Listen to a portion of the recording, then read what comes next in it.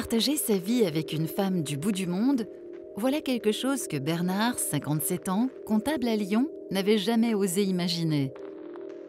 Pourtant, lorsqu'après 20 ans de célibat, il découvre un jour une publicité d'Eurochallenge, celui-ci n'hésite pas et se rend dès que possible dans notre agence lyonnaise.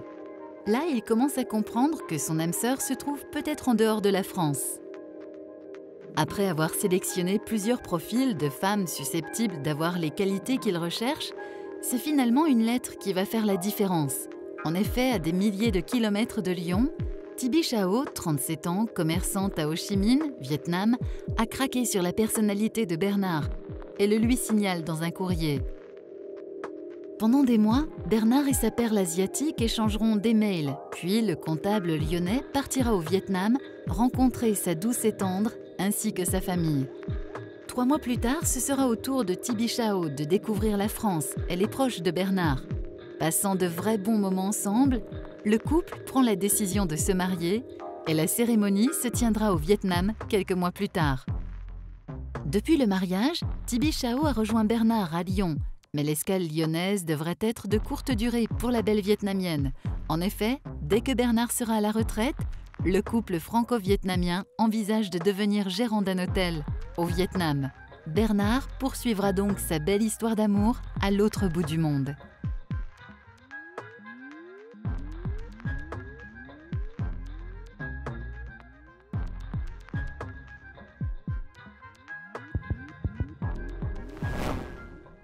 Alors, je suis très heureuse aujourd'hui d'accueillir dans notre agence de Lyon Bernard et Tibi Chao.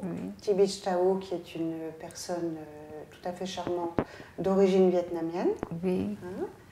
Et votre inscription, elle date de quelle époque, Bernard? Vous vous souvenez? Je ne me rappelle plus si c'est fin 2008 ou... Oui, c'est fin 2008. Fin 2008, et donc votre mariage oui, on s'est connus en 2009 et puis on s'est mariés en 2010. Oui, c'est ça. D'accord, c'est très fin bien. 2008. Bon, très bien, très bien. Et Bernard, vous pouvez essayer de vous remémorer pour quel motif vous avez préféré épouser une personne d'origine vietnamienne, asiatique? Déjà par leur charme, je trouve. Oui. Je trouve que le charme asiatique est bien. Et puis, c'est des femmes qui sont calmes, douces. Oui. Et moins dans l'européenne, quoi, je trouve. Mais vous aviez déjà cette connaissance de ces qualités-là Comment vous avez eu connaissance? J'ai une amie, mais une amie, quoi, philippine. Oui. Et qui est...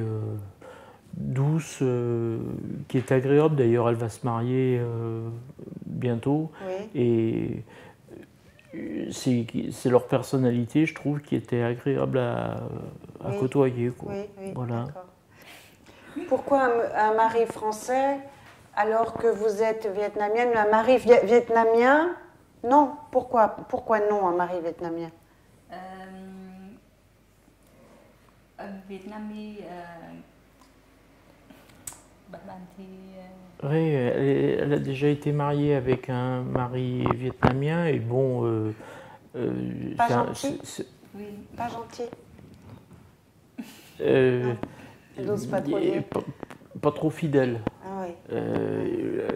Disons que la plupart des Vietnamiens qu'on connaît, qu'elle m'a fait connaître, on ne peut pas dire que ce soit des hommes, exemples de fidélité. Voilà, oui, tout à fait. D'accord.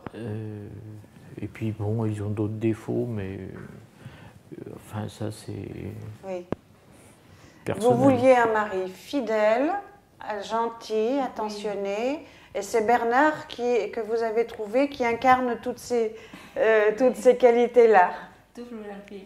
Voilà. Il est gentil, il s'occupe bien de vous? Oui. Et vous vous occupez bien de lui? Oui. Bon. Oui, il s'occupe bien. Donc vous avez expliqué un petit peu les qualités des personnes asiatiques. Et Tibi Chao, elle incarne aussi toutes ces qualités-là? J'ai un exemple. le soir, on se couche. Bon, elle me met mon linge sale dans la panière à linge sale, mais elle me prépare les affaires pour le lendemain. Alors que bon, ben, j'ai été marié avec une Française et j'ai des amis qui sont mariés, de la famille, mais mon frère, bon, ben, leurs femmes ne préparent pas leurs affaires pour le lendemain. Et là, vous vous sentez bien soigné, Choyé, on va dire, quoi. bien choyé. Hein, c'est important, ça. Hein? Oui, c'est des petites attitudes, des petites attentions qui comptent. sont agréables, quoi, je trouve. Oui. Et dites-moi, comment... Donc, vous vous êtes inscrit, vous avez sélectionné Thibich Thao, et après, quand est-ce que vous êtes allé la rencontrer au Vietnam? Je suis allé au Vietnam la première fois en août 2009. Oui, oui. Et on s'est mariés l'année d'après, en août Donc 2010. vous vous êtes fréquenté une année, pour ainsi dire. Oui. Elle est venue 2 fois. Vous êtes tombé amoureux à quel moment à peu près? Vous vous en souvenez? Je dirais que dès que je l'ai vue par Internet, quoi, je suis tombé un peu amoureux. Quoi. Oui. Disons, ça a grandi, quoi, mais je suis tombé amoureux par la webcam. Hein. D'accord. Et après, quand vous l'avez rencontré, pour de bon, encore plus? Ben, je me suis dit que c'était quelqu'un qu'il ne fallait pas que je laisse partir, quoi. Oui. Voilà. Et la demande en mariage, elle s'est faite comment? On a pris la décision tous les Entre deux. vous, voilà. oui. Et puis après, alors on a essayé de faire une tentative en France, parce que comme elle était venue en février 2010 en France, on a essayé, puis c'était vraiment compliqué. Et après, quand je suis allé au Vietnam en août, là on a fait les démarches à Saigon pour faire le mariage. Et on y est arrivé. D'accord. Voilà. D'accord. Et la différence de culture, est-ce que c'est un obstacle entre vous ou bien... Ben oui, il y a des choses que on réagit pas pareil, nous, Européens. Eux, ils sont... Enfin, nous, on est un peu toujours pressés, on réagit tout de suite, alors qu'eux, ils ont toujours tout le temps. Le temps. Pas la même notion du temps. Oui. Ils sont cool, quoi. Cool. Bernard, est-ce que vous pensez que si vous n'aviez pas connu Eurochallenge, comme certains ne connaissent pas Eurochallenge, est-ce que vous auriez eu quand même la chance de rencontrer Thibich Thao? Non, je pense pas. Non. Donc non, c'est vraiment... Ça aurait été vraiment un grand hasard, là. Hein. Oui. Non. Donc, est-ce que vous pensez qu'on est important dans votre vie? Oui, pour moi, oui. Merci de le dire. Oui, non, mais je le dis. Il faut le reconnaître, hein, quand les choses sont bonnes et puis que... Voilà. Et quel conseil vous pourriez donner à ces pauvres messieurs célibataires qui pleurent dans leur coin, qui ne connaissent pas Eurochallenge?